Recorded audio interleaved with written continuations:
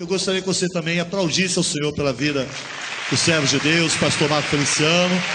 Amém? E que Deus continue te abençoando.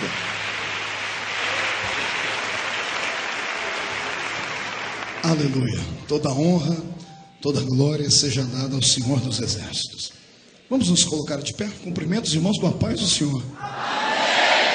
Está contratado para caminhar comigo, tá bom? Animar a plateia, me ajuda. Glória a Deus. Os que trouxeram a Bíblia sem perca de tempo, abram-na comigo. Livro dos Salmos. Salmos de número 73. Aleluia.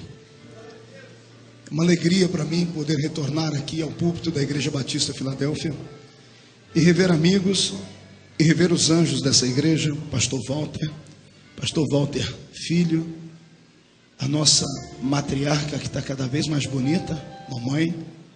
Deus abençoe a senhora e a todos os amigos que vieram para prestigiar o reino de Deus. Eu não sei como você entrou aqui, mas eu imagino como você vai sair daqui hoje. Se você tem amizade com a pessoa que está do seu lado, dê o endereço para ela, porque a unção de Deus pode te pegar aqui hoje.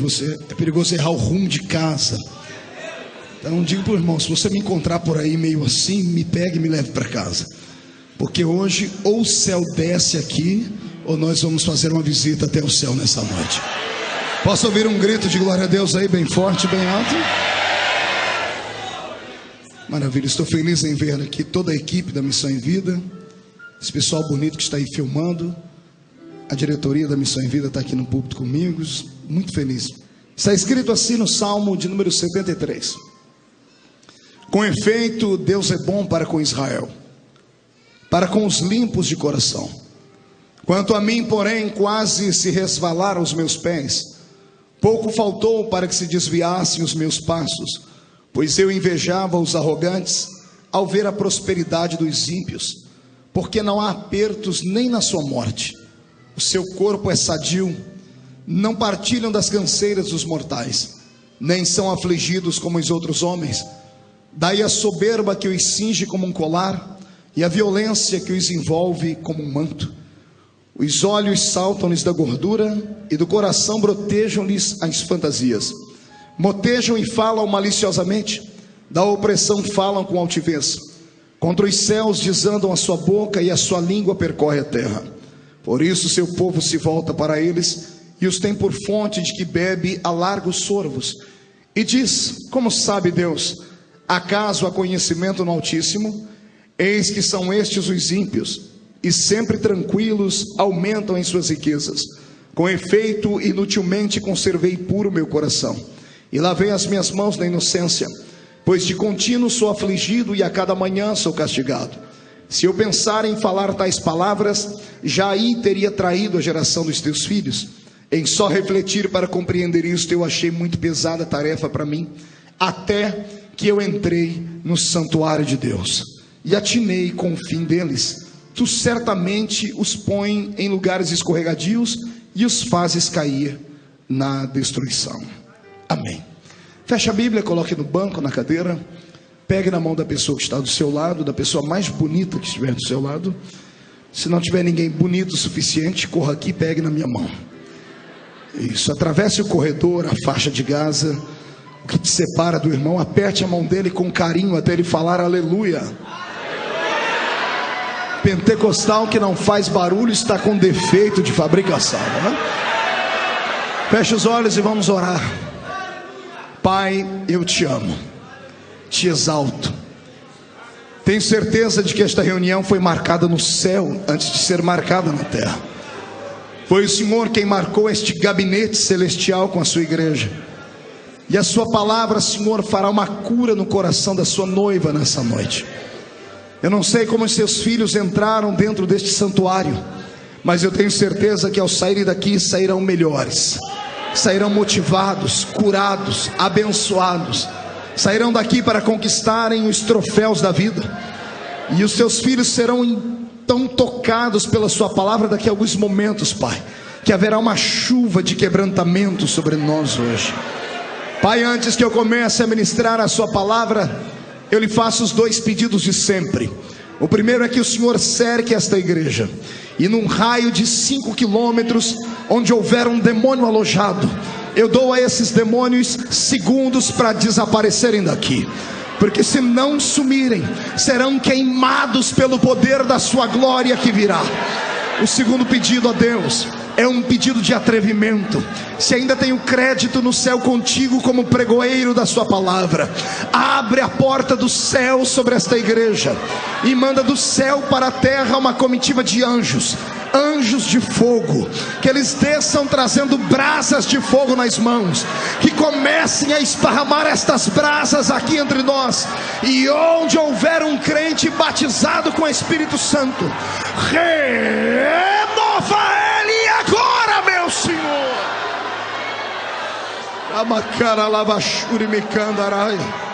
Fala conosco, inunda o nosso coração.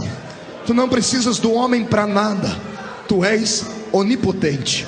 Mostra a sua onipotência hoje, em nome de Jesus. Amém, amém e amém. Antes de se sentar, levante um dedo de profeta para cima comigo. Aponte para o irmão que está do seu lado e diga para ele: escute aqui, cidadão, é hoje, não foi ontem e nem será amanhã, é hoje, o dia em que Deus reservou para responder as tuas perguntas. Então se segure, prepare o lenço para quando chorar. Se não trouxe lenço, prepare a manga da camisa, a ponta da gravata, porque hoje você sai daqui transformado pelo poder da palavra. Só quem crê nisso, uma salva de palmas a Jesus e tome o seu assento. Aleluia. Tomeis assento, por gentileza.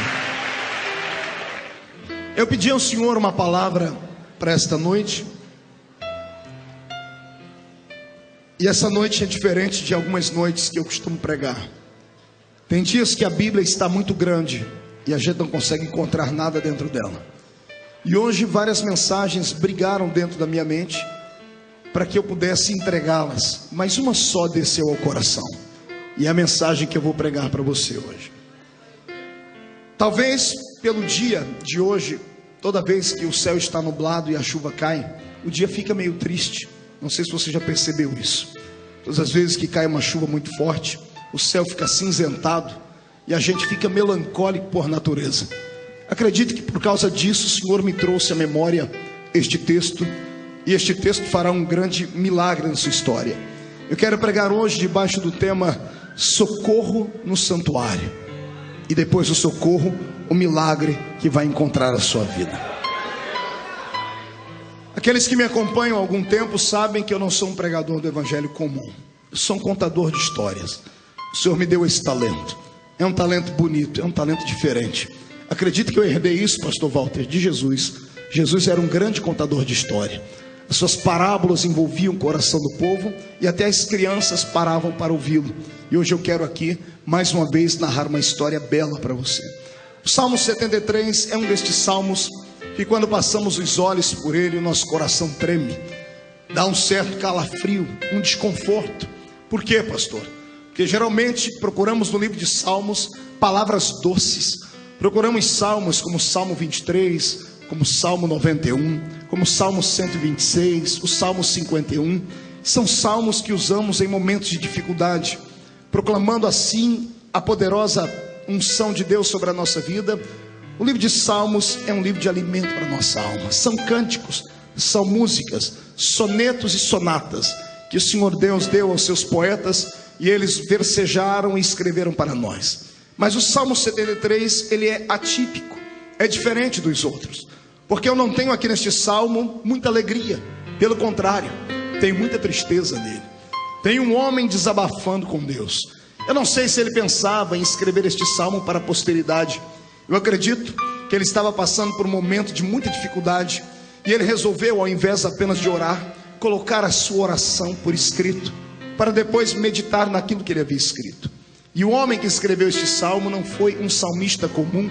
Aliás, nenhum dos salmistas eram comuns, mas este tinha um quê de diferente. Ele tinha dentro de si a mesma unção que tinha o maior de todos os salmistas, que era o rei Davi. Também ele viveu na época de Davi. ele aprendeu a versejar com Davi. A unção que estava sobre o homem segundo o coração de Deus desceu sobre ele. O escritor deste salmo é Asaf, e o nome dele significa Deus dele se apoderou. Asaf deixou para nós um legado de 12 salmos. Ele escreveu o Salmo de 50 e depois dos 73 ao 83. Se você pegar os salmos de Asaf e compará-los com Davi, você vai ver que eles tinham a mesma prédica, a mesma oratória, a mesma maneira de se expressar. Falavam em primeira pessoa e usavam sempre uma intimidade que chega a dar em nós, entre aspas, uma inveja santa. Quisera eu ter a intimidade que esses homens tinham com Deus. Mas o Salmo 73, como disse, sendo escrito por Asaf, aquele por quem Deus se apoderara, é estranho, porque ele está contando aqui momentos de angústia e de tribulação. Ele está dizendo que Deus é bom para com todo mundo, inclusive para com a nação de Israel. E quando ele resolve no primeiro versículo dizer que Deus é bom para com todos, para com a nação de Israel, é como se ele estivesse dizendo: Deus é bom para com todos, menos comigo. É como se ele estivesse dizendo: Deus guardou alguns e me deixou à margem da história, no meio da vida, no meio dos problemas e das angústias pessoais. O que eu vejo aqui é um homem angustiado, frustrado, passando pelo vale da sombra da morte, sem ter ninguém que o ajude, atravessando os vales da existência sozinho. E a solidão, para aqueles que vivem e convivem com ela, sabem que não é apenas um sentimento. A solidão é um demônio. É um demônio que atormenta a vida da gente quando chega a calada da noite, quando vem a época do inverno, quando todos estão sorrindo na casa vizinha e a gente está trancado num quarto, esperando o sol raiar para que o dia continue. Aqueles que vivem debaixo de solidão não gostam de finais de semana, não gostam de feriados. Por eles trabalhariam 24 horas por dia se tivessem força para isso, porque sabem que isto é horrível. Talvez seja por isso mesmo que o Senhor disse que não é bom que o homem fique só. Precisamos ter sempre alguém do nosso lado. Mas eu não sei se você já caminhou pelo caminho da dor. Eu não sei se você conhece uma matéria chamada sofrimento. E nesta matéria, uma das artes dela é a arte da solidão, porque a solidão faz parte da nossa depressão natural.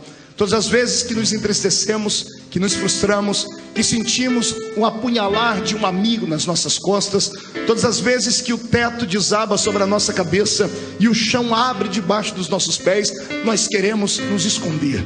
Nós não queremos ficar perto de ninguém. Procuramos um cantinho e assim nós vamos ali chorar as nossas mágoas e meditar um pouquinho. Não sei se você já fez isso. Eu cansei de fazer isso. E eu pensei que eu era um ser humano anormal, até que eu li a Bíblia e descobri que grandes homens, na época das suas piores crises, eles também se isolavam. Elias um dia, depois de ter feito um grande milagre, se escondeu dentro de uma caverna. E lá no seio da caverna, sem que ninguém na terra o ouvisse, apenas o céu aberto, ele fez a Deus um pedido: Senhor, eu queria morrer hoje, eu queria desaparecer daqui. Jó, na hora da sua pior angústia, sentado no meio das cinzas, gritou para Deus: Senhor, eu amaldiçoo o dia em que eu nasci. Queria que o Senhor riscasse dos livros o dia em que a minha mãe gritou: nasceu nesta casa um homem. E não foi só eles. Jesus, quando esteve nessa terra em forma de homem, quando ele tinha suas principais dores, embora ele tentou levar os amigos com ele, nas suas últimas 12 horas nós temos isso, quando ele entra pelo caminho do Getsemane, ele convida os 12 discípulos para orar com ele. Um deles vai embora e 11 ficam, e ele tenta orar com eles e não dão conta de orar. Ele levanta, chama os 3 principais amigos, Pedro, Tiago e João, e se aparta com eles. E para eles ele diz: a minha alma está triste e angustiada até a morte. E mesmo tendo tentado orar com eles, ele não deu conta. E ele disse para eles: fiquem aqui, eu vou entrar dentro desse Getsemane, porque esse Getsemane é só meu. A hora da angústia, da dor e da solidão, procuramos o refúgio da solidão para tentarmos entender o que está acontecendo. Talvez seja por isso que em muitos cultos alguns irmãos vibram, pulam, gritam, são fervorosos, e outros estão com seu olhar perdido. Uns enquanto estão aplaudindo ao Senhor, outros estão chorando por dentro. E alguns, por serem muito severos consigo mesmo, por serem austeros demais, não conseguem esboçar o seu sentimento. Sorriem, mas por dentro estão angustiados. Talvez seja por isso que que muitos se calam em uma reunião como essa, não porque são frios como pregamos, mas só Deus conhece o momento em que eles estão vivendo, o vale de depressão no qual estão. Foi por isso que Deus marcou esta reunião hoje. Talvez tenha sido por isso que Deus fechou o céu sobre o estado do Rio de Janeiro hoje e fez cair uma chuva, para que o seu profeta pudesse olhar para o céu e entendesse que sobre algumas vidas o céu está fechado. Todavia, não existe nuvem negra que impeça Deus de te enxergar na terra. Todavia, não existe vendaval que faça Deus não ouvir o seu gemido. Por isso Deus marcou esta reunião hoje. Se prepare, porque daqui a pouco você não vai ouvir mais esta voz rouca aqui. Você vai ouvir a própria voz de Deus dizendo no seu ouvido: eu estou contigo no meio deste vale, eu atravesso com você aqui. Quero te dar uma lição. Eu aprendi neste meu caminhar com Deus que Deus só prova aquele que Ele quer aprovar. Talvez seja por isso que Ele te trouxe aqui hoje. Oxalá seja o fim da prova, e se não for, aguenta o tranco. Mais cedo ou mais tarde a prova vai abrir espaço para um pódio, e você que está aqui embaixo será colocado no pódio de Jeová e receberá da mão dele a chave da vitória, o prêmio que o Senhor preparou para ti. Quem concorda comigo, dê um sonoro grito de glória ao nome do Senhor Jesus. Eu estudei a biografia desse homem chamado Asaf e eu me apaixonei por ele. Se você quiser conhecer um pouquinho melhor a história dele, assista um DVD meu chamado Quebrando o Protocolo, e você vai conhecer a história do nascimento do ministério dele. Quando ele tinha entre 14 anos de idade e 15, ele se aproximou do rei Davi, quando Davi dançava ao redor da arca, quando a arca retornava para Jerusalém. Foi ali que ele recebeu este nome de Asaf, porque Deus se apoderou dele e ninguém conseguiu segurar o garoto. Ele rompeu a multidão dos levitas, correu até o rei.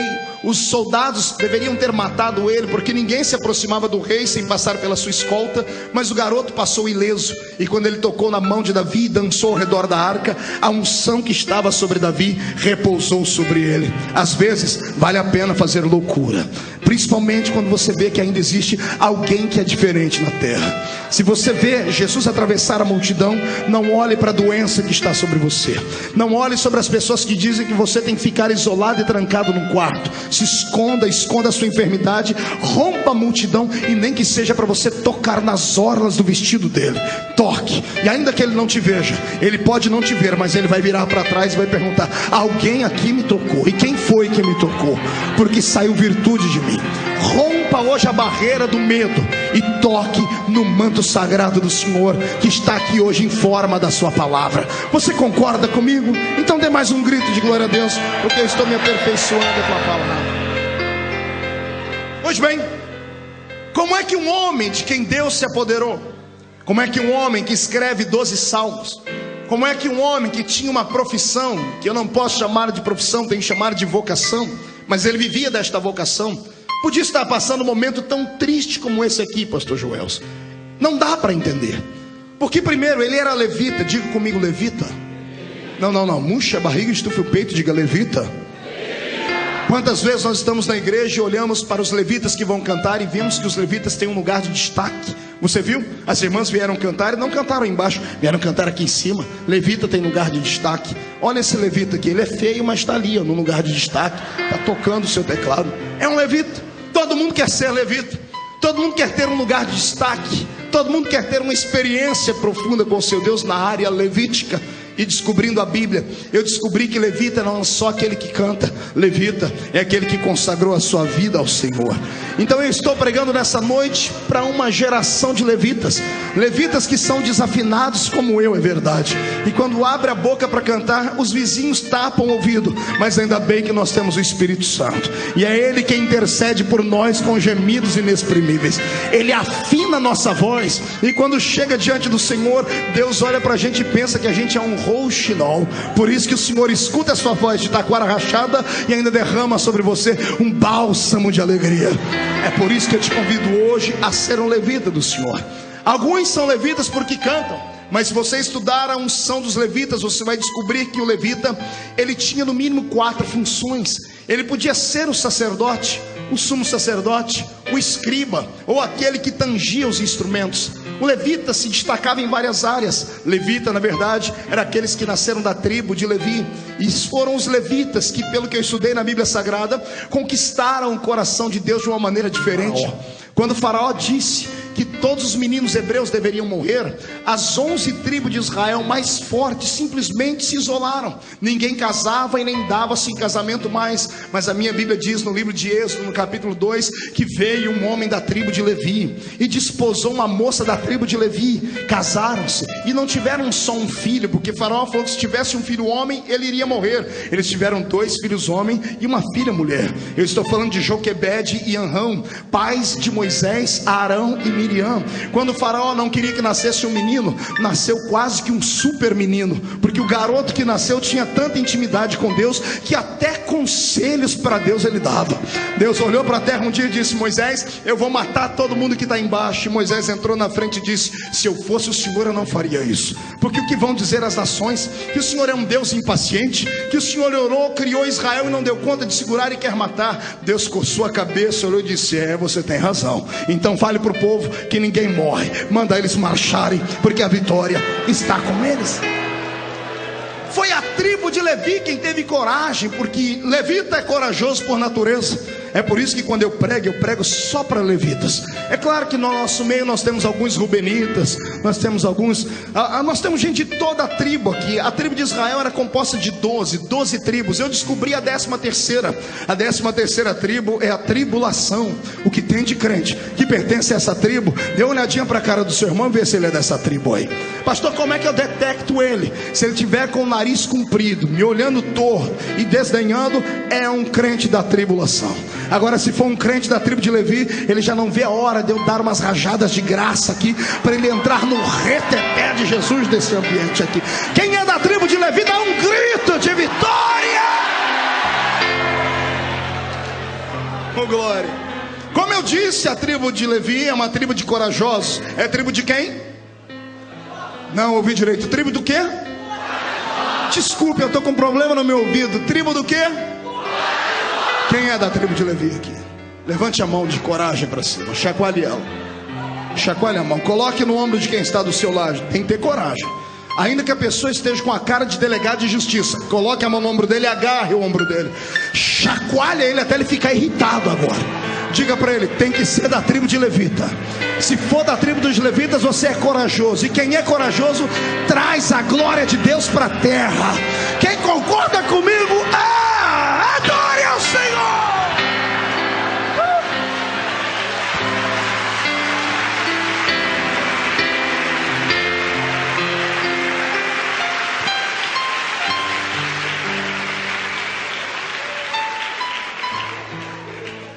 Difícil entender a depressão e a angústia de Asaf.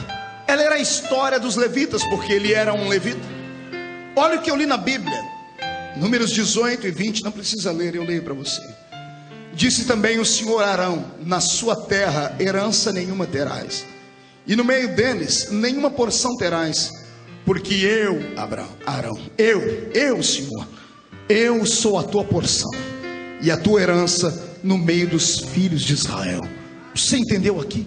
A princípio da tristeza, o Senhor está dizendo assim: Arão, todas as tribos vão ter herança, todas as tribos vão ter o seu presente, mas vocês que são levitas não vão ter herança nenhuma na terra. E antes que todo mundo fique jururu e triste, o Senhor diz: sabe por que vocês não vão ter herança na terra? Porque eu, Senhor, eu sou a sua herança. Eu sou a sua herança. Aqui Deus estava dizendo a ele: eu garanto a sua comida, eu garanto a sua bebida, eu garanto a sombra sobre a sua cabeça, eu garanto a casa sobre a sua existência, eu garanto a fortaleza. Os inimigos não tocam em você, os inimigos não têm poder contra a sua vida. Eu darei a vocês o seu quinhão, eu darei a vocês o galardão. Ai, Jesus, isso vai enchendo o peito, porque eu me lembro que sou levita. Assim como você tem que entender que você também é levita. Você pode não ter a herança que o mundo tem, você pode não ter um carro importado, nem uma casa nova, mas o Senhor manda dizer: eu sou a sua herança, levita. Eu te dou aquilo que você precisa, eu te dou o seu sustento e coisas mais. Lendo essas promessas, entendendo que Asaf era um escritor que herdou a unção de Davi, que tinha tanto, eu questionei: Deus, por que ele está tão triste aqui? Ele está dizendo que o Senhor é bom para todo mundo, menos para ele. E pior não é isso. Ele diz que os pés dele quase se resvalaram. Usando o texto normal, o pé dele quase se desviou. Desviou do que, pastor? Dos caminhos do Senhor. Detalhe, ele não é um adolescente, não é um garoto de 18 anos de idade. Neste dia aqui, ele tinha quase 70 anos de idade. Como é que um ancião, alguém que experimentou Deus de todas as formas, no final da sua vida, com toda a experiência, tem coragem de escrever um salmo como esse? Tem coragem de deixar para a posteridade que ele também passou por um vale tão grande que ele quase se afastou de Deus? Se ele, com quase 70 anos, que tinha e pertencia à folha de pagamento de Deus, que tinha tudo para ser um homem feliz, estava triste, eu não sou ninguém para lhe acusar. Eu tenho que tentar entender o que você passa. Talvez seja por isso que muitos na igreja não conseguem sobreviver, porque alguns que não conhecem vale, não conhecem tristeza, olham para os demais e querem julgar, querem entender por que a pessoa passa por tanta angústia e não consegue firmar os seus passos. Eu quero que você, a partir de hoje, nunca mais acuse ninguém. Se você puder colocar o seu ombro debaixo de alguém, faça isso. Se você puder ter uma palavra de motivação, faça isso. Porque nós não somos robôs, não fomos feitos todos iguais.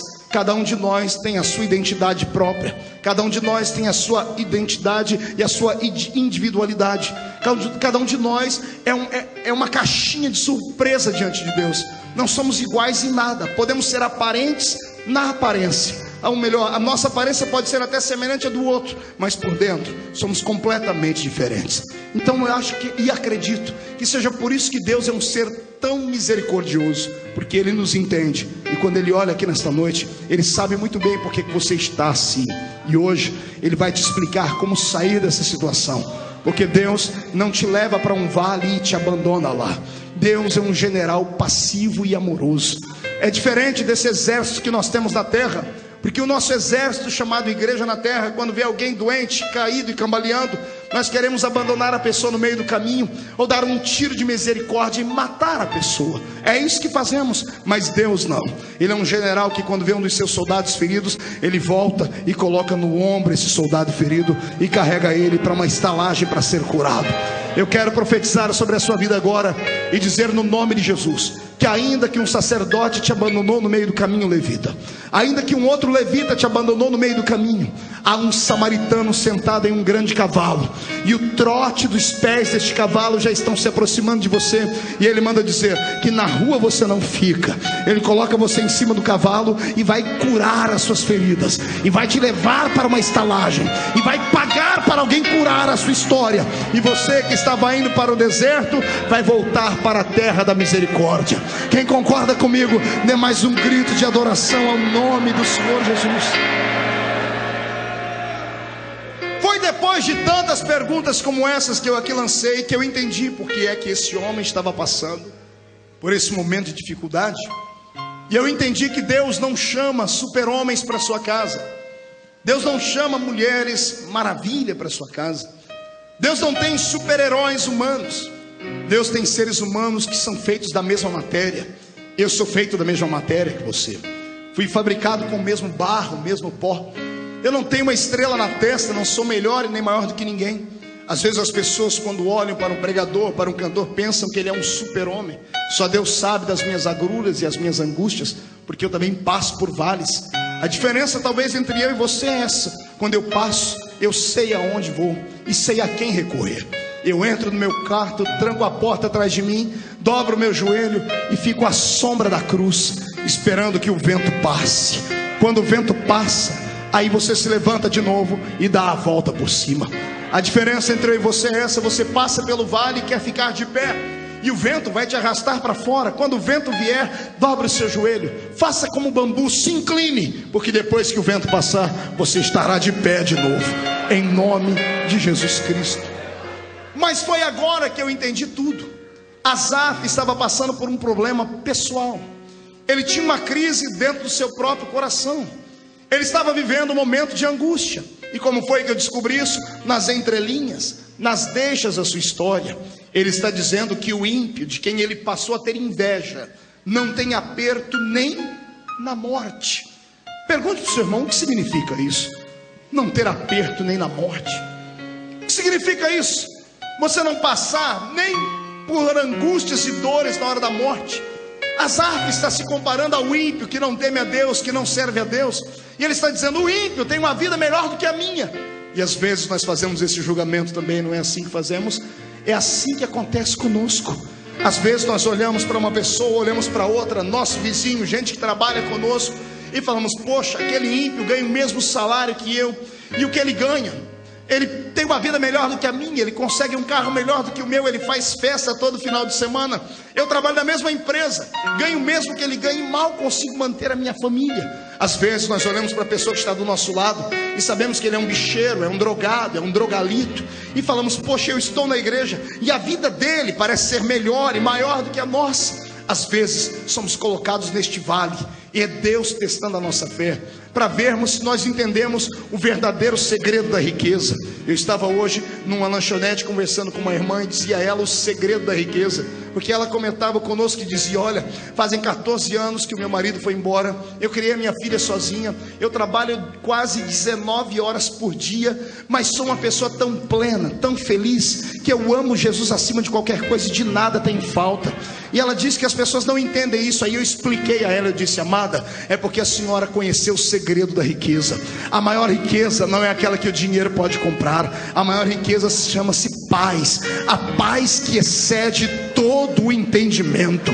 A paz que excede todo o entendimento só Jesus pode dar. Ela não vem da horizontal, ela vem da vertical. É um dia que Jesus te convence de que Ele é maior que a doença, é maior do que o problema, é maior do que a crise financeira, é maior do que os vales. Quando você descobre isso em Jesus, não tem vale que você não consiga atravessar. Eu quero que hoje você entenda que o maior tesouro do mundo está sentado dentro do seu coração em um trono, e Ele não quer sair daí. É Jesus de Nazaré.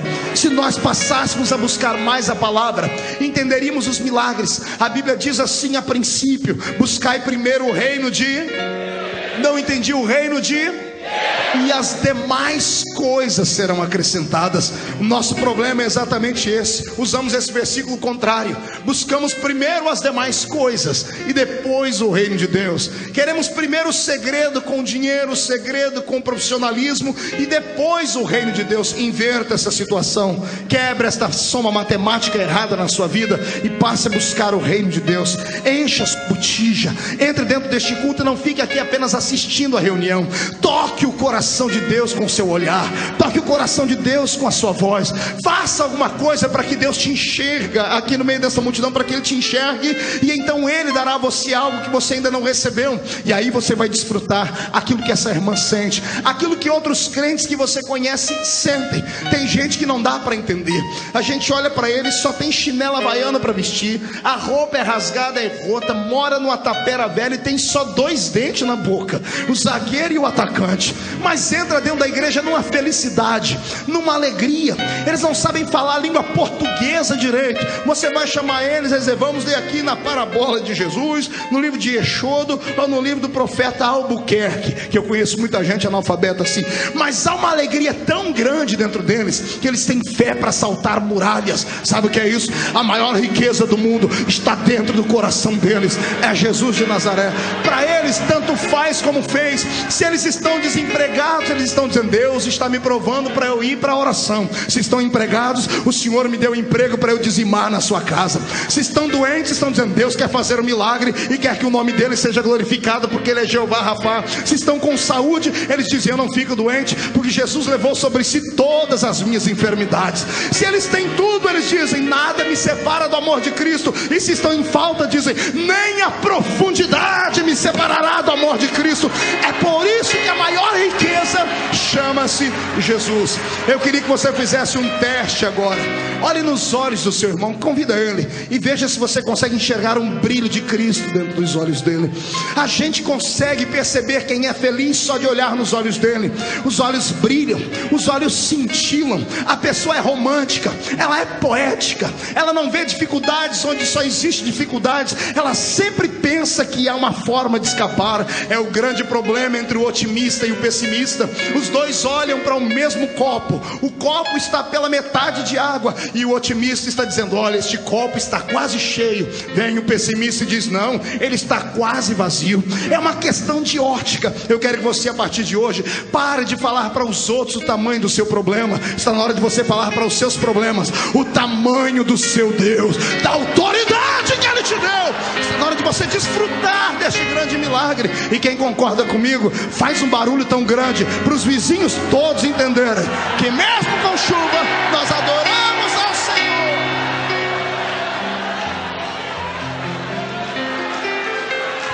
Aleluia! É uma chuva.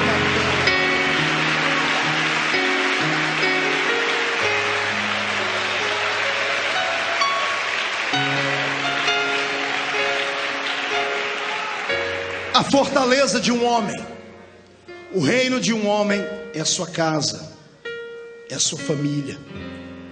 Se tudo vai bem na família, a gente aguenta tudo, a gente atravessa os buracos. Se a família está do nosso lado e todo mundo tem saúde, a gente vai embora, a gente arruma força. O nosso legado, estando com saúde, vendo os barrigudinhos crescerem, ou comendo jiló, ou comendo uma comida muito cara, não importa. O que importa é a família estar unida. Mas quando a família é atingida, aí esmorece o guarda da casa. Foi isso que aconteceu com Asaf. Ele tinha chamada, e a chamada do profeta da casa, do levita da casa, era forte. Mas e a sua família? E a sua família que não tinha a mesma chamada dele?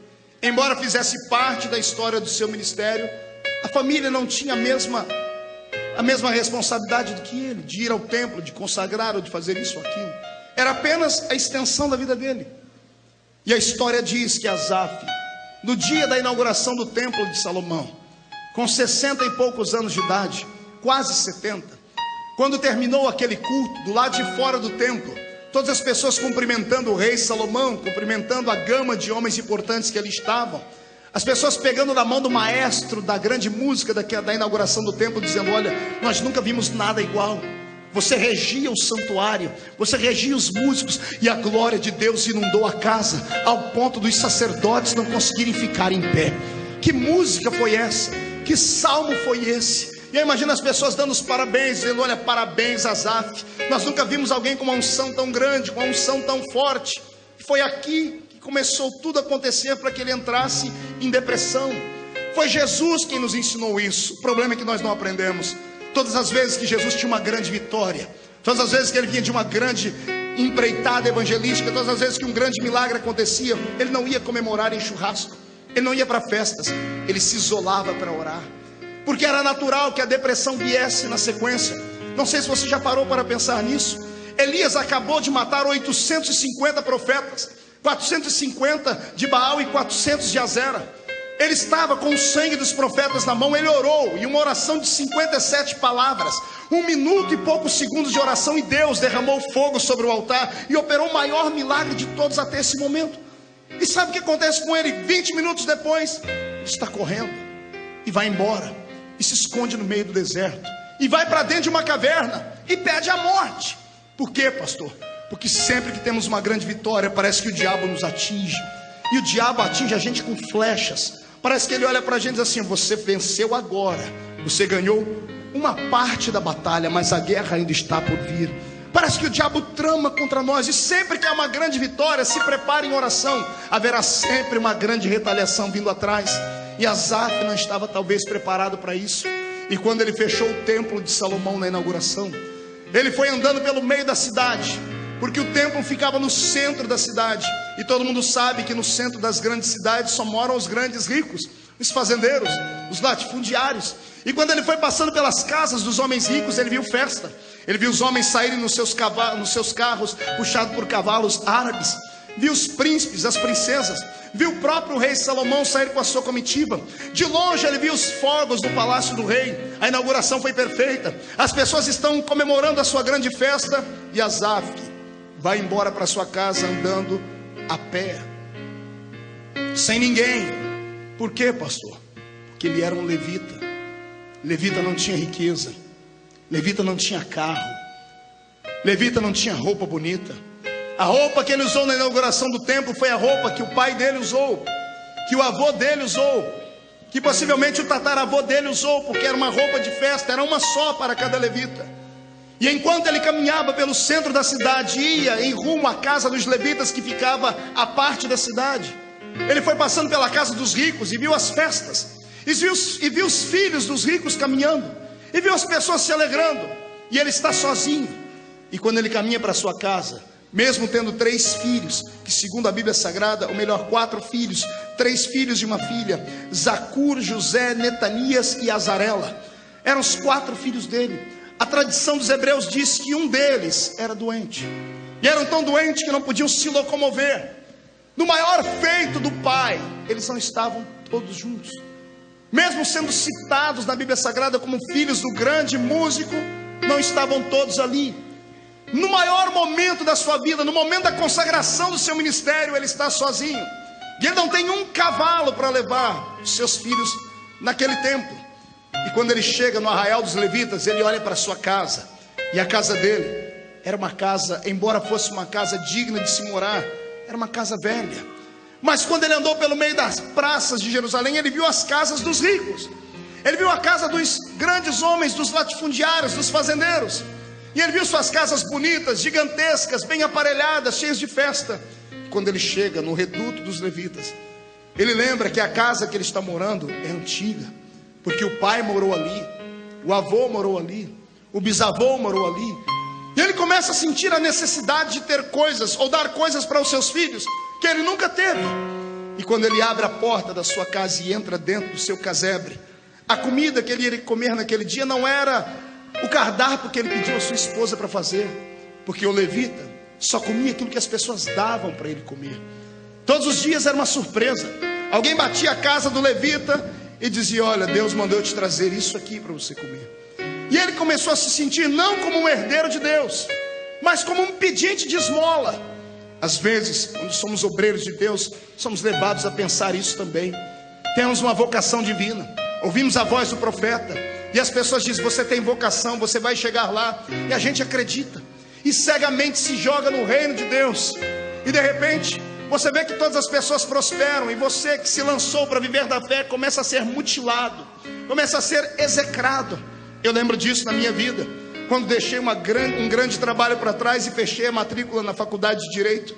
Eu comentava com os irmãos esses dias, eles perguntaram por que eu não prego em certo estado do Brasil. E eu disse: porque todas as vezes que eu ouço o nome desse estado, meu coração treme.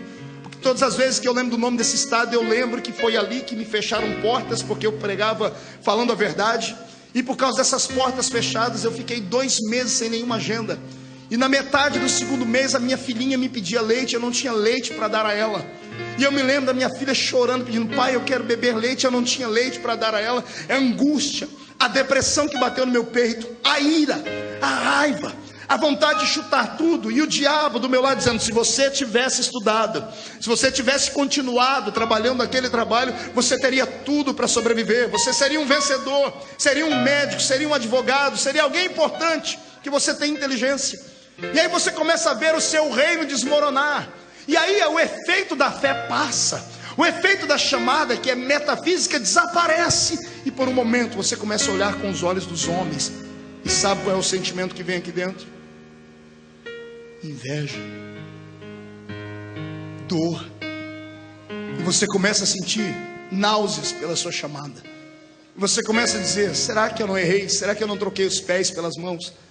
Será que Deus me chamou para essa realidade de verdade? Estou pregando isso aqui porque o Senhor me disse que tem muita gente aqui hoje que tem vocação, tem muita gente que tem chamada. Eu estou pregando aqui para pastores que nunca pastorearam, para evangelistas que nunca subiram num púlpito ainda, mas que o coração queima. Estou falando para missionárias que ainda vão pegar o avião e atravessar esse grande oceano Atlântico e fazerem grandes obras para o Senhor. Estou pregando para levitas que vão viver da fé um dia. E você vai se lembrar dessa pregação quando você estiver passando pelo meio do vale sendo provado. E você vai ter forças para atravessar, porque Deus às vezes nos deixa sozinho para experimentarmos a sua grande proteção. Deus nos deixa sozinhos para experimentarmos um grande milagre, a a sua grande provação. Eu quero que no nome do Senhor Jesus você entenda que o Senhor não te abandonou, e a sua chamada é uma realidade, e que você não precisa entregar a carteirinha de pastor, e que você não deve deixar a sua chamada de lado. É só um momento de dificuldade. Daqui a pouco vai passar, o vento vai passar, e o Senhor vai confirmar a sua chamada, e você terá vontade de pregar 2 vezes mais. Agora você é só um gatinho acuado, mas daqui a uns dias a unção do leão da tribo de Judá vai saltar dentro de ti, e você vai agarrar os demônios pelo chifre. Agora aguente o tranco. Quanto maior a chamada, maior é a dor dela. Quanto maior é a unção que Deus tem sobre a sua vida, maior é o preço que tu vais pagar por ela. E não espere que você será alguém que Deus não irá provar. Não espere ser alguém diferente. Não espere que Deus vai mudar esse estilo. Esse é o estilo de Deus. Eu só dou uma coisa grande para aquele que prova que merece. E o homem só prova que merece quando ele passa pelo vale apanhando, caído, arrastado, mas lá na frente ele dá um jeito de levantar e olha para cima e diz: eu sei que o meu Redentor vive, e em breve se levantará na terra.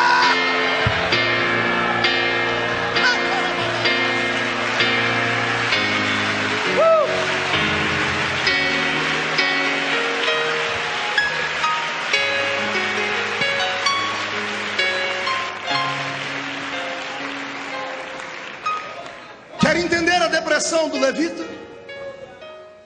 Fecha os olhos. Eu te dou a tinta e você desenha o quadro que eu vou ditando. Entre dentro da casa dele comigo. Paredes feias, de pedras, caiadas, nenhum móvel bonito, mesas de madeira, cadeiras de madeira, cuias em cima da mesa. Comida, aquilo que trouxeram, resto de mesa de gente. Atravesse a sala, entre comigo dentro do primeiro quarto e veja a esposa dele, quase 70 anos, deitada na cama, inválida. E ele acordando ela depois da inauguração do templo, dizendo: filha, Deus desceu no templo hoje. A glória foi tão grande que os sacerdotes não conseguiam ficar de pé. Eu imagino ele dizendo aquilo que a tradição dos hebreus diz. A tradição diz que quando Deus desceu dentro do templo, todos os enfermos do lado de fora da casa foram curados. E quando ele diz isso, todos foram curados. Eu imagino ela dizendo: por que o Senhor não veio aqui e não curou a mim? Não curou o nosso filho que está no outro quarto ali, inválido? Eu imagino a dúvida batendo dentro da mente do grande profeta de Deus, agora do levita.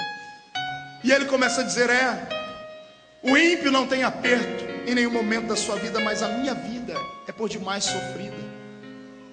Não tem aperto nem na morte, porque o rico tem dinheiro para comprar grandes volumes de terra, e até para comprar um caixão mais bonito ele pode. E a mim, que nem dinheiro para comprar uma urna para minha família tenho. Todos eram sepultados no mesmo buraco. Quando ele morresse, seria sepultado no buraco onde o pai dele foi sepultado, onde o avô dele foi sepultado, porque levita não podia ter nada. E ele está dizendo: não há aperto na sua morte. Como é que você se sentiria? Levante a cabeça. Eu era garoto, tinha os meus 15 anos de idade, e tinha uma irmã na minha cidade, a irmã Sebastiana, nunca vou esquecê-la. Uma mulher pequenina, simples, cheia de Deus, mãe de 14 filhos, se não me falha a memória, 14 filhos, todos afastados do caminho do Senhor na época, com exceção de 2, e um deles era meu amigo de infância, o Enoque, nome de profeta. E a gente chegava na casa da irmã Sebastiana e todos os dias ela colocava sempre uma sopa para a gente comer. Sempre ela tinha uma palavra de ânimo para a gente. Mas o fim da vida daquela mulher foi triste demais. Ela contraiu uma doença, um câncer. Mas não era um câncer na carne, era um câncer no corpo inteiro. Era um câncer que apodreceu ela da ponta dos dedos do pé à cabeça. Na última semana de vida dela, fui eu e o Enoque ao hospital visitá-la. Quando o Enoque entrou no quarto e viu a mãe respirando com dificuldade, ele saiu chorando. E eu fiquei ali. Para não acordá-la, eu estendi minha mão sobre ela e comecei a orar. Eu era um garoto. E enquanto eu balbuciava palavras, ela abriu os olhos e disse: Marquinho. E eu abri o olho e disse: irmã Sebastiana. Ela deu um sorriso meio amarelado e disse: que bom que você veio. Ela disse: cadê o Enoque? Eu disse: está lá fora. Eu não disse que ele estava chorando, porque ela iria chorar junto. E ela disse: o que você veio fazer? Eu disse: eu vim aqui orar pela senhora. Vim aqui pedir para Deus lhe dar força. E antes que eu falasse mais alguma coisa, ela parou a minha palavra e começou a dizer: você está firme com Jesus? Você sabe que o céu está próximo, né? E ela começou a me incentivar a não abandonar a fé. Eu fui confortá-la e ela começou a me confortar. E ela começou a me dizer coisas tão lindas sobre Jesus. E entre uma palavra e outra, ela fechava o olho e fazia um semblante de dor, mas ela não abria a boca, não gemia. E a enfermeira, momentos antes, havia dito: ela sente dores que ninguém consegue suportar. Ela estava tomando soro pelo dedo do pé, para você ter uma ideia, porque as veias do corpo dela estavam estouradas. Não conseguiam pegar uma veia do corpo dela. Ela tomava soro pelo dedo do pé. E quando eu via ela gemer, naquela época eu estudava ainda, e eu havia aprendido uma coisa interessante sobre ciências. Por que a gente grita quando a gente tem um susto ou quando vem uma dor? É uma mensagem que o nosso corpo manda para o cérebro. Por um momento, o nosso cérebro é interrompido. A dor se interrompe por milésimos de segundo. É por isso que quando gritamos, por um momento, parece que ficamos num vazio grande. A dor desaparece por milésimos de segundo. E ela gemendo, e eu dizia assim: irmã Sebastiana, grita, geme, solta a voz. E ela dizia assim para mim: não posso. E eu falei: por que não? E ela me chamou para baixo. Eu coloquei o meu ouvido perto da boca dela. Ela disse: está vendo aquela mulher ali à direita? Sim. Ela disse para mim: ela não é crente. E ela perguntou para mim se o meu Deus me abandonou. E eu disse para ela que não. E ela disse para mim: eu quero ver até onde você aguenta aí com essa dor. Até onde você aguenta aí? Eu quero ver você gemer aqui dentro. Ela disse: eu não vou gemer, porque o meu Deus vai me dar força. E eu falei para ela: irmã Sebastiana, por que a senhora não grita, não dá atenção àquela mulher? Ela disse: não, se eu gritar, ela vai perder a salvação. Ela vai debochar do meu Deus. Então eu vou aguentar firme aqui, porque eu fico em silêncio e o testemunho vai fazer ela aceitar Jesus como Salvador. Isso me tocou muito naquele dia. Dias depois, a irmã Sebastiana foi sepultada. E enquanto eu entrava no cemitério, eu via a tristeza da sepultura de um pobre. Um mês antes foi a sepultura do magnata da cidade. 2 helicópteros sobrevoavam o cemitério soltando rosas, carros importados. E o presidente da república foi na minha cidadezinha, porque era um dos maiores alcooleiros de todo o Brasil. Um homem tinha quase 5 usinas açucareiras, mais de 20 mil funcionários, carros importados, helicópteros por cima, aquela pompa. E agora veio o enterro da irmã Sebastiana. Meia dúzia de velhinhas do círculo de oração, eu com Enoque, a família, um caixãozinho mais ralé que tinha, uma cova aberta no meio da terra. E quando o caixão vai descendo, o círculo de oração se reuniu para cantar um hino para ela, de despedida. Enoque chorando muito. Quando terminou aquilo, eu fui subindo com ele por uma ruazinha do cemitério, e lá encostado numa parede está o coveiro. E o coveiro, escorado na pá, me chamou e disse: vem cá, moço, quem é que morreu aí? Eu disse: a dona Sebastiana. Ele disse: ela é muito importante. Eu disse: por quê? Porque eu nunca vi um enterro tão bonito. Eu disse: mas beleza do que o senhor viu? Ora, o senhor não viu? Quando entrou esse grupo de gente, atrás entrou um grupo de homens de branco, com cap. Ela é da Marinha. O pai dela é da Marinha. O marido dela está na Marinha. Os filhos dela são marinheiros.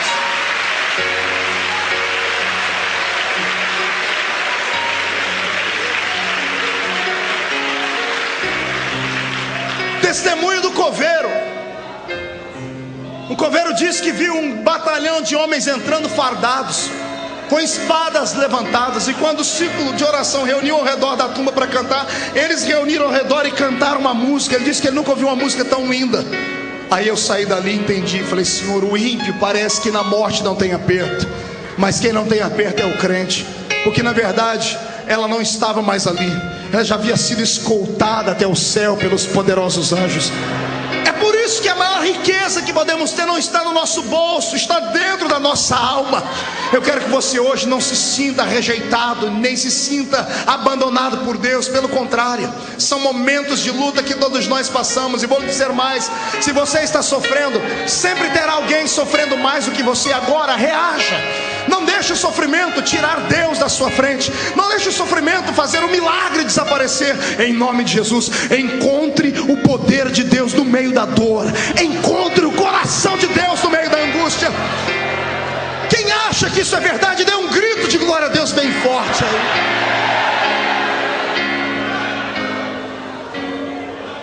Aleluia. Pedro grita no meu ouvido dizendo: o homem que espera em Cristo só para esta vida é o mais miserável de todos os homens. Sabe o que significa isso? Pedro está dizendo: se você vem à igreja só para ter uma cura, você é o mais miserável de todos. Se você vem à igreja só para ter a sua família unida, você é o mais miserável de todos. Se você vem à igreja só para buscar dinheiro para a sua empresa que está falida se levantar, você é o mais miserável de todos. Porque dinheiro passa, saúde passa. Jesus não ressuscitou Lázaro e ele está vivo hoje, morreu de novo. Todos aqueles que Jesus curou na sua caminhada morreram. Então isso significa que a vida é passageira. A vida passa muito rápido. Agora aquele que fez uma projeção do seu cristianismo para a eternidade, esse investiu no maior banco que existe, que é o banco da graça do céu. Pastor, mas eu não tenho que servir Jesus por aquilo que Ele tem que me dar? É claro que não. Malditos sejam essas religiões de hoje que dizem assim, ó, se Deus é Deus, Ele é obrigado a te dar, porque se Ele não der, Ele não é Deus. Esse não é o meu Deus. Porque o meu Deus, se Ele der, Ele é Deus. Se Ele não der, Ele é Deus. Se Ele fizer, Ele é Deus. Se Ele não fizer, Ele é Deus. Eu não sirvo Jesus por aquilo que Ele tem que me dar. Eu sirvo a Ele por aquilo que Ele já me deu.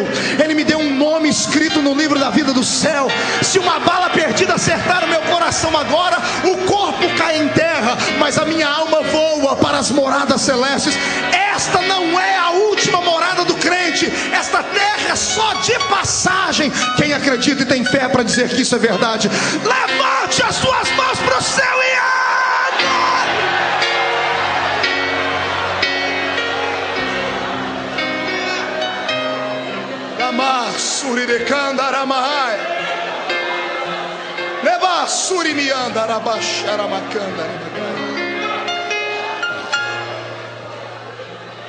Se você está de pé ainda, é porque você não foi testado o suficiente. Aguente, porque antes de você tombar em terra, Ele se levanta e te dá o troféu da vitória. Eu creio nisso. Você crê nisso? Não conheço um homem de Deus, uma mulher de Deus que não traga no seu corpo as marcas da dor, do sofrimento. Uma vez eu estava com um grande amigo, pastor Gedielson Rodrigues, irmão do cantor Caleb, muito conhecido nas Assembleias de Deus. E ele me contou uma história que eu fiquei penalizado. Ele me disse que quando era pastor lá no norte do nosso país, lá pela ilha de Marajó, ele saiu um belo dia de manhã para ir em uma das ilhotas que haviam ali ao redor, para dar a santa ceia a alguns irmãos que não tinham condições de ir à igreja. E ele estando orando dentro da casa, aquelas palafitas na beira do grande rio, enquanto ele orava, ele escutou um barulho de água se movimentando. Ele terminou a oração e correu para ver o que era. O filho mais novo dele escorregou e caiu dentro do rio, o rio Marajó. O rio Marajó, suas águas são turvas e violentas. Ele disse que pulou dentro do rio e nadou por 6 horas, e junto com seus amigos tentou encontrar o corpo do seu filho, e era inútil, porque as correntezas eram muito fortes. Ele saiu das águas e dobrou o joelho em cima daquela palafita e disse: Senhor, eu sei que meu filho já não está mais vivo, mas pelo menos sepultar o corpo dele eu quero. E mais um mergulho ele deu, e depois de 6 horas, lá no meio do fundo do rio, ele conseguiu tocar em algo macio, e ele percebeu que era um corpo, e ele tirou o corpo do filho. E ele disse que isso torturou ele a vida inteira. E a vida inteira ele contava isso, e todos os cultos que ele contava, ele chorava. Ele contava porque ele não se conformava com aquilo. Ele disse que um dia, contando uma palavra como essa lá no alto do Amazonas, um missionário sentou com ele e disse assim: pastor Gedielson, Deus me mandou contar a minha história. Eu estava aqui trabalhando, fazendo uma jangada, eu e os meus filhos, estávamos levando essa jangada para evangelizarmos outras tribos, quando eu escutei um tremor de terra e um barulho tão grande. Quando eu me virei, só deu tempo de ver uma cobra grande enrolada no meu filho, e desceu à profundeza das águas. Ele disse que ele ficou estático. Aquela situação, ele vendo o filho, era só ele e o filho dele, ele vendo o filho naquela situação, sendo engolido por uma cobra para dentro das águas do rio Amazonas, ele ficou tétrico e parado. Encontraram ele 6 horas depois, parado na mesma posição. E quando chacoalharam ele, quando ele voltou em si, ele deu um grito ensurdecedor, e ele voltou para dentro da casa dele, missionário. E aí eu te pergunto, esse missionário estava vendendo drogas? Esse missionário estava fazendo alguma coisa ruim? Estava fazendo uma jangada para evangelizar o reino de Deus, para ganhar almas. Deus não podia ter poupado o filho dele, não podia ter dado uma morte mais digna, se é que há uma morte digna. Deus não poderia ter feito de outra forma. Tinha que ser assim, uma cobra gigante, enrolar no filho e levar ele para o fundo das águas. E ele diz que 15 dias depois, ele voltando ao batente, ele ainda não se conformava. Ele dizia: Senhor, pelo menos enterrar o corpo do meu filho eu gostaria. E ele andando pela terra, ele sentiu um regurgitar de terra, a terra se chacoalhando. Ele subiu no alto de uma palmeira e viu uma cobra grande do outro lado, e a cobra se contorcia inteira. E ele disse que teve coragem, ele arrumou uma coragem onde não tinha, e a cobra, como ela só tremia, ele arrancou a cabeça dela, e o meio dela estava cheio, e ele partiu a cobra no meio, e lá dentro, todo torcido e quebrado e morto, estava o filhinho dele. Ele pegou o filho daquele jeito, levantou para o céu e disse: Senhor, obrigado, porque pelo menos sepultar o meu filho eu vou poder. Pastor Gedielson disse que nunca mais ele contou essa história questionando Deus, porque todos temos uma história, a sua não é a pior delas. Você ainda tem esperança, você ainda sabe que a morte não é o fim. Você serve a um Deus que pode operar milagres da noite para o dia. Você tem oportunidades, esperança que o ímpio não tem. Qualquer dia aqui dentro desse culto, Deus pode fazer aquilo que você está esperando. Deus pode nessa noite visitar aquele doente na sua casa. Ele pode hoje descer aqui com o lenço da eternidade, enxugar os seus olhos e arrancar as lágrimas dele. Eu só não quero que você venha para o culto e fique desafiando Deus, desaforando de Deus, dizendo que Ele não pode ou Ele não faz. Não é isso. Deus sabe todas as coisas, e Ele enxerga onde nós não enxergamos. Foi por isso que Asaf fez este salmo, e disse que Deus o havia abandonado. Mas o interessante é a sequência do versículo. Lá pelo versículo 17 ele diz assim: tudo isso aconteceu comigo, até que eu entrei no santuário de Deus. E ele diz: quando eu entrei no santuário de Deus, as minhas escamas caíram, e eu enxerguei que o único lugar de alegria plena que eu tenho é quando eu estou na presença de Deus. É por isso que eu te incentivo a transformar a sua casa num culto, numa extensão da igreja. É por isso que crente não pode ir só uma vez por semana, 1 hora a cada 7 dias, ir na igreja e dobrar o joelho e dar só boa noite para Jesus. Nada disso. Crente tem que se alimentar, porque quando você está na presença de Deus, você se fortalece, a esperança vem sobre você. Foi numa visita ao santuário que Deus deu o cumprimento de uma promessa que há anos não acontecia. Tem um homem sentado em Jerusalém com mais de 90 anos. Está ele na praça junto com os aposentados, e a Bíblia diz que o Espírito moveu-se dentro dele para ele ir ao templo. Lucas 2 está escrito isso. Essa é a diferença entre aqueles que vêm para a igreja. Tem gente que vem movido a tudo dentro da igreja, menos movido ao Espírito. Agora aquele que vem movido pelo Espírito, ele faz a diferença num culto como esse. Ele sabe como vai entrar, mas não sabe como vai sair. Foi por isso que Jesus te trouxe hoje impelido pelo Espírito. Eu sei que até esse momento você está choroso, está chorando, está se segurando para não se derramar em lágrimas. E se eu fosse você, eu não teria vergonha de chorar. Aquilo que a sua voz não consegue falar, as suas lágrimas falam. Se você ler o capítulo 5 do livro de Apocalipse, você vai entender o que eu estou dizendo. A Bíblia diz que as orações dos santos, as suas lágrimas são incenso diante do trono de Deus. Você derrama uma lágrima aqui, o anjo pega esta lágrima e leva até o trono de Deus, e ele vai sentindo o perfume dela. Quando ele sentir que esta foi a última lágrima, ele ficará de pé no trono e responderá a sua oração. Eu não estou pregando para um grupo de derrotados que não tem a quem recorrer, não. Eu profetizo que você não terá mais que pagar dinheiro para o psicólogo, nem para o psiquiatra, e nem terá que tomar mais remédio de depressão. Nesta noite o Senhor cura a sua alma. Ele traz à existência a força que está aí rompida dentro de você. Só que você tem que arejar a sua mente. É para isso que entramos no culto. Grito de crente não é só efusão pentecostal, clichê pentecostal ou filosofia pentecostal. Grito de crente é o sopro da sua alma buscando alívio. Quando você dá um grito dentro da igreja, os céus inteiros tremem por causa do seu grito e do seu clamor.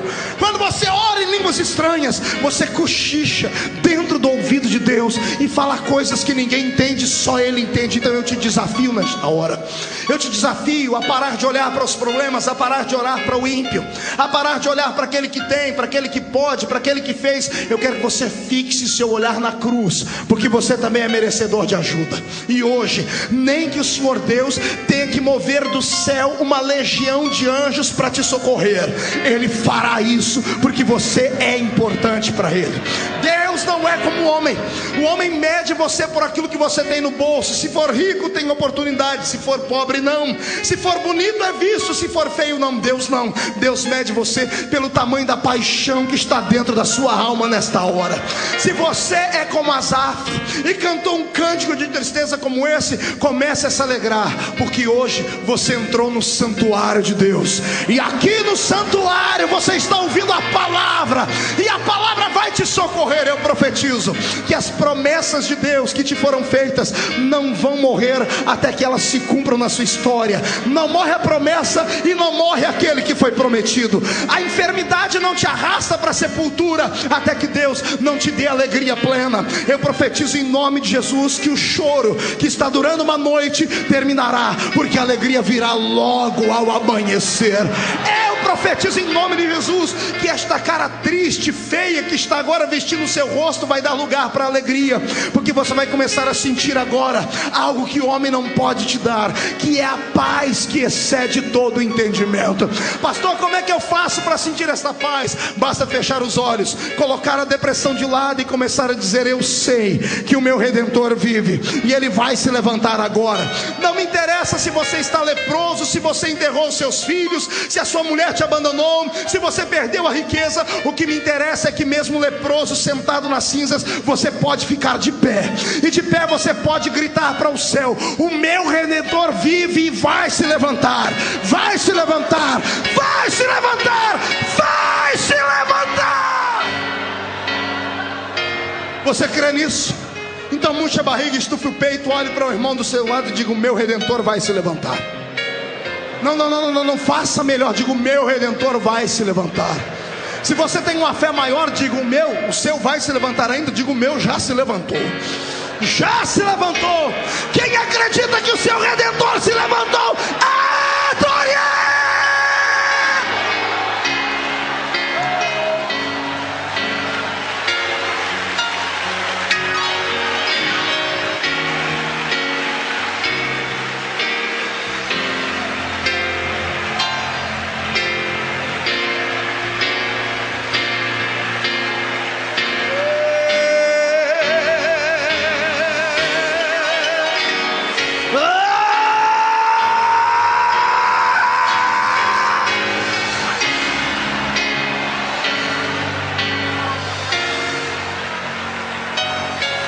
Estou ouvindo barulho de portas se abrindo, estou ouvindo barulho de grilhões quebrando, correntes sendo trincadas, barulho de asas de demônios voando para bem longe. Eles que estavam te dando desespero vão ter que sair da sua frente, porque o milagre estava te esperando aqui no santuário. Se você está sentindo milagre, comece a adorar. Troque a tristeza por alegria, limpe as lágrimas. É hora de orar em línguas, é hora de usufruir da bênção, é hora de sentir a graça, é hora de você mostrar às pessoas que estão do seu lado que você não morreu. Ei, o crente é igual à lenda da fênix, o pássaro que depois de destruído se recompôs. O crente pode cair até 7 vezes. Por 7 vezes jogaram seu vaso no chão, ele trincou e se espedaçou. A Bíblia diz que de todas elas o Senhor te colocará de pé. O Senhor está te colocando de pé nesta noite. Ah, meu Deus. Vem, Simeão. Na praça a promessa não se cumpre, em casa também não. Entra no templo. Pastor, mas eu já sou velho, tenho 90 anos. Não me interessa, há um milagre no santuário. Venha. E é dentro do santuário que você vai esperar por alguns minutos. E daqui a pouco, Simeão, vai entrar lá dentro um casal, uma moça de meia idade e um senhor já mais velho, um bebezinho no colo. A festa será completa, até músico Deus vai mandar para o templo, Salomão. É claro que a cantora tinha 90 anos de idade também, mas não tem problema, era a cantora da época. Só vocês, um culto particular. E quando você pegar o bebê no colo para apresentar ao Senhor, dê uma olhadinha no rosto dele. Quando o sacerdote velho olha para o rosto, ele começa a tremer, quase tem uma parada cardíaca. Levanta o bebê e diz: agora eu posso morrer, porque os meus olhos viram a promessa se cumprir aqui dentro. Quem vem movido para o culto pelo Espírito de Deus, pega Jesus no braço e ainda dá um abraço nele. Você crê nisso? Faça isso então. Agarre Jesus nesta noite e diz: Senhor, daqui eu não saio, daqui ninguém me tira. Ana, não adianta ficar chorando em casa, não adianta ficar com raiva de Penina, Ana. O milagre está no santuário. Corre lá. Ah, pastor, mas o santuário, o sacerdote vai dizer que eu estou bêbado. Não dê atenção a ele. Se ele te chamar de bêbado, levante a sua voz e diz: eu não estou bêbado, eu só quero meu milagre. Eu quero meu milagre, eu quero meu milagre. E a promessa vai vir por ter entrado no santuário. Você que era grávida vai ter um filho. Gere o seu milagre aqui dentro hoje. Gere o seu milagre. O meu Deus está dizendo para mim que as trompas espirituais que estavam ligadas, Ele está desamarrando elas. Vão voltar a ficar frutíferas a partir de hoje. Você volta a desfrutar os milagres do seu Deus a partir de hoje. Vem. O que foi que aconteceu com você? A sua mão ficou podre e ressequida? Vem para o santuário. Entra no santuário e senta bem na frente. Deixa as pessoas te chamarem de aleijado. O que importa é que quando Jesus entrar no santuário e ver a sua mão ressequida, Ele vai tocar nela e vai dizer: ser curado. Alguém vai dizer: mas ele não merece porque hoje é dia de sábado. E Jesus vai tomar a frente e vai dizer: se você cuida do seu cachorro, do seu jumento, do seu boi no dia de sábado, eu cuido dos meus filhos aleijados no dia de sábado. Levanta com a sua mão curada, mas adore ao Senhor.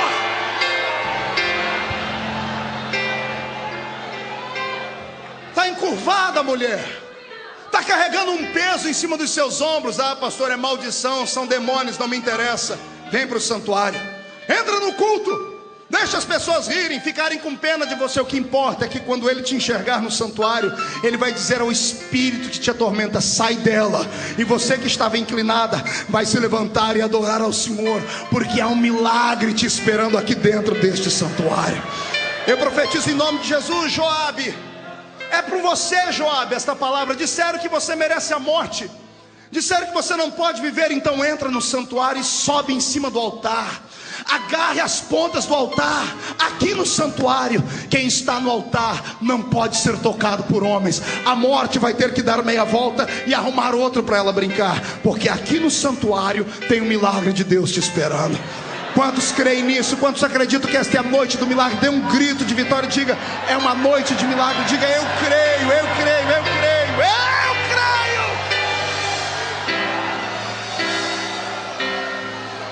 Sharamanagasuri Mikandarai. Incline a sua cabeça. e dê valor à sua igreja. Dê valor aos cultos da sua igreja. Dê valor à pequenina casa de oração no monte. Dê valor ao seu quarto de oração, porque o milagre está mais perto de você do que você pensa. É só um momento de dor. Asaf, vai passar. Asaf, não olhe para a dor, Asaf. Olhe para o dom que Deus te deu. Só você pode trazer Deus para dentro da igreja. Não olhe para o filho enfermo. Não é maldição.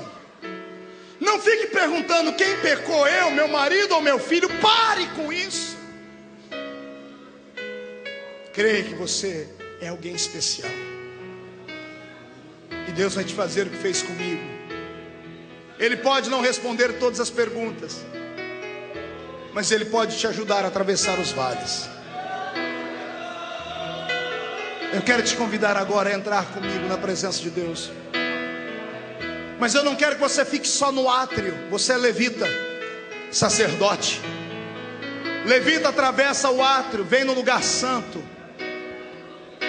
Se tiver coragem, entra atrás do véu do templo e entra comigo no Santo dos Santos, porque a fumaça de Deus vai cobrir esse ambiente. Eu não preciso ser reconhecido por mim.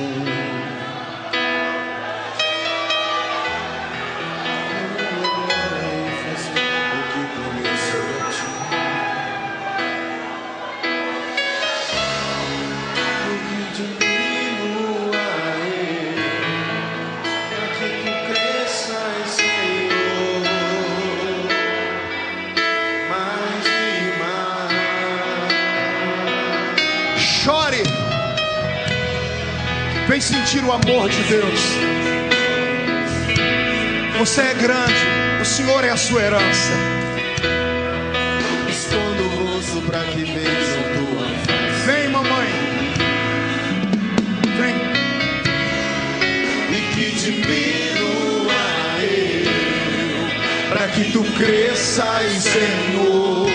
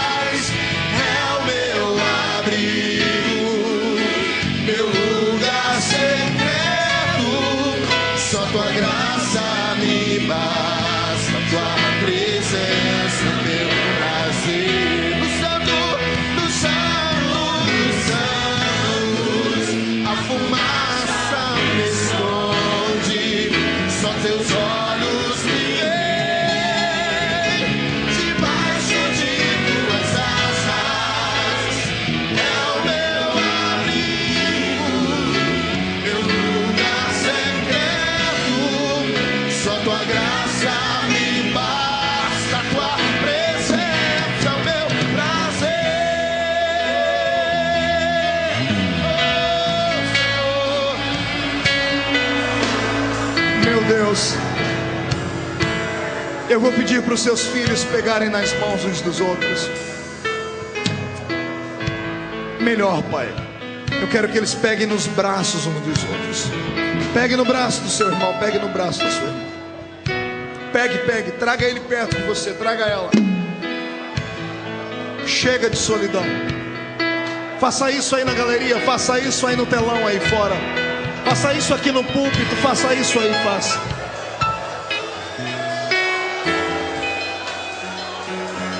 Deixa eu orar por você. Pai, as pessoas que estão em casa assistindo devem fazer isso também. Faça isso, chame a sua família, pegue nos braços deles. Vamos orar junto. Deixa eu orar por você. Só pode interceder por alguém que já passou pelo que você está passando. Eu imagino que te trouxe à frente. Eu imagino que você está passando em casa. Eu imagino que você está passando aí. Eu sei a dor da rejeição. Eu sei como é triste você sonhar e os sonhos não acontecerem. Eu sei como é difícil você orar e Deus não responder. Eu sei como é difícil lutar contra os ventos que dizem que você não tem chamada. Deixa eu orar por você. Incline a sua cabeça. Meu Deus, o gemido que será ouvido agora vai assustar. Eu não estou pregando, Senhor, para homens e mulheres que não erram. Eu estou pregando para gente simples, para gente que entende o vale. Estou falando aqui, Pai, para gente que a chamada foi roubada, porque os homens não acreditaram neles. Eu estou falando para gente, ó Pai, que já teve momentos de glória no ministério, mas hoje estão vivendo à margem, bem à margem da história. Estou falando, Senhor, para famílias que estão destruídas no momento, para pessoas que estão enfermas à beira da morte. Estou falando para um monte de Asafes, que são levitas, que têm uma chamada. Eu queria ter o bálsamo, Pai, para tocar nas feridas agora. Eu queria poder, ó Pai, fazer o serviço de um pai, abraçar cada um deles. Porque tem dias na vida da gente, Pai, que a gente precisa só de um abraço. É por isso que eu pedi para as famílias se juntarem agora, porque nós estamos quebrando, Pai, a mão dos demônios do desespero. Estamos amarrando, Senhor, a força dos demônios que tiraram a fé, que roubaram a esperança. E assim como Asaf saiu do vale, assim como o Senhor me tirou do vale, eu posso já ver, Pai, uma luz no fundo do túnel. Esta multidão inteira está atravessando, Pai, o mar vermelho. Esta multidão inteira está vendo as muralhas de Jericó caírem. Esta multidão inteira está sentindo, Pai, o céu gritar. Esta é a noite do milagre.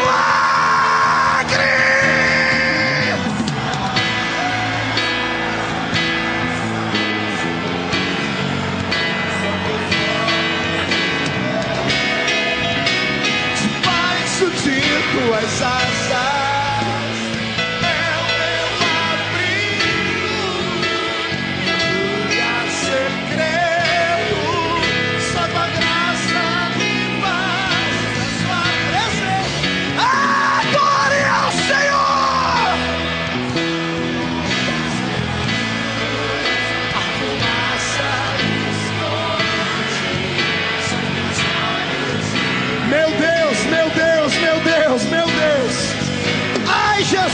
ai Jesus, enche este lugar agora.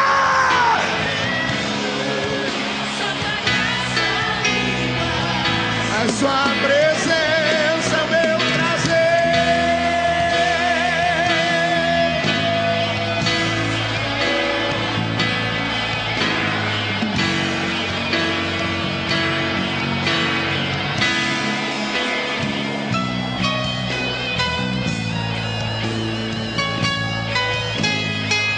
Isso, chore e grite. Comece a adorar, comece a adorar, comece a adorar. O milagre chegou, comece a adorar.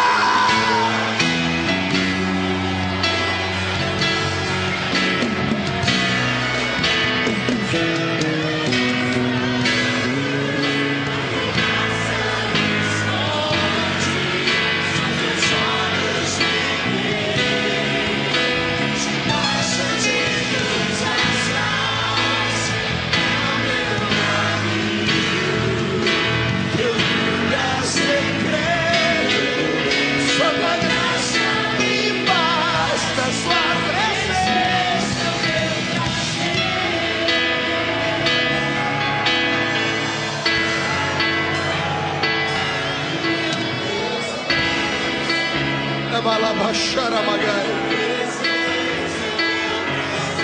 de Caramandarabai, Arabacharabacantarabagarabasuri.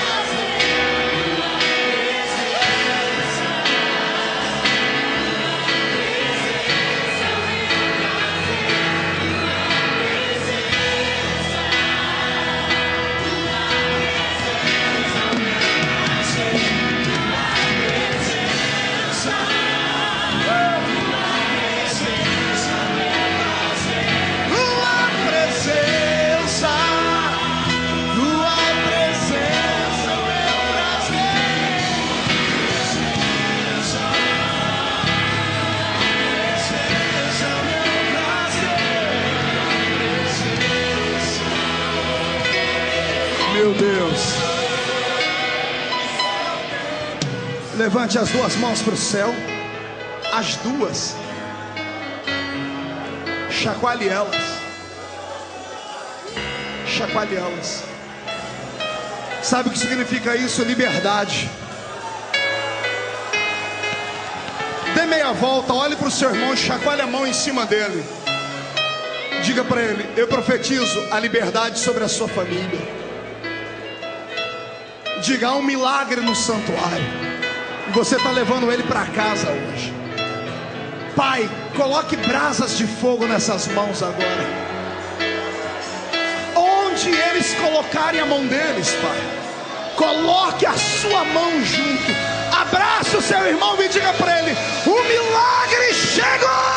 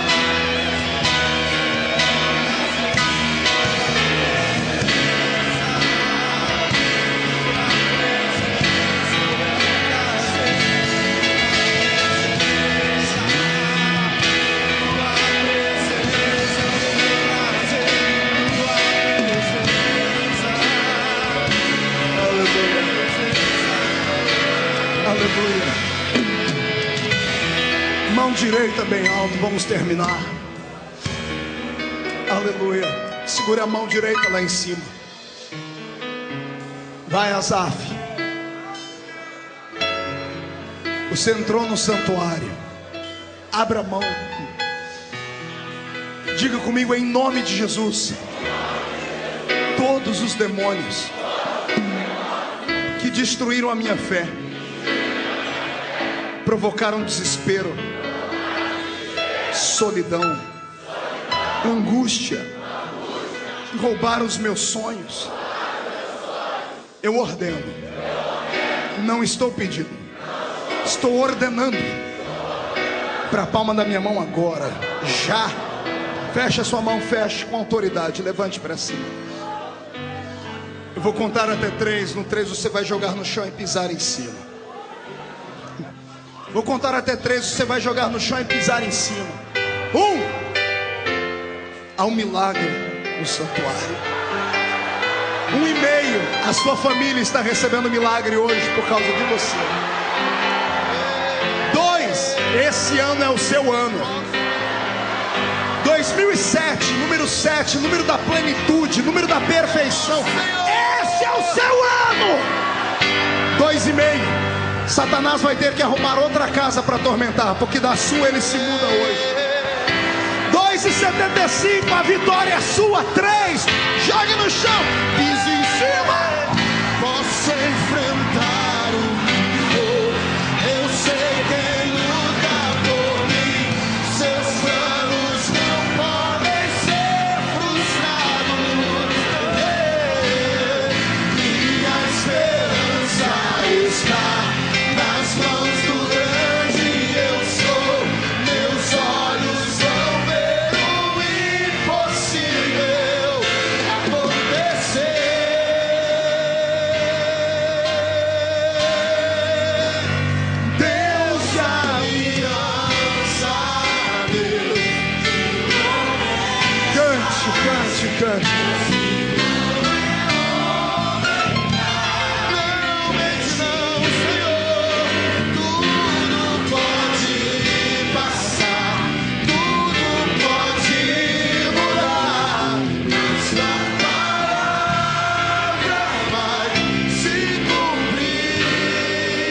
pode aplaudir a Jesus, faça.